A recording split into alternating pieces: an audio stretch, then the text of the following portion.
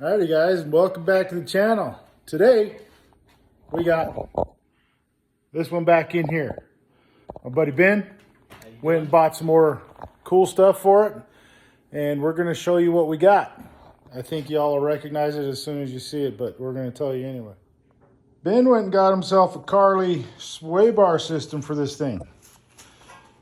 Let me tell you what, this thing is pretty beefy. Look at these ends, these pillow blocks.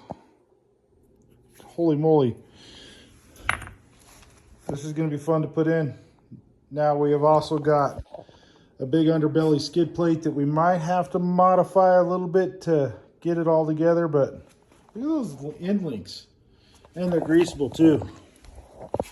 Now, the cool thing about this sway bar kit is when you're off on the trail, you don't have to disconnect it. Through the articulation of the suspension, it automatically disconnects itself. And then once you get back into a stable environment, it reconnects so that you have the ability to have sway bar function.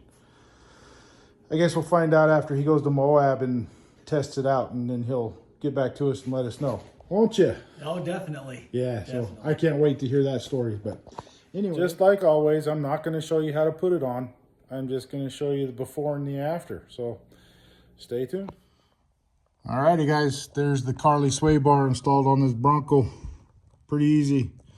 Can't complain about it. So you want to ride like a Cadillac in your four-wheel drive, then go ahead and get a hold of Carli. Have them ship you out one of these bad boys. I think you're going to love them.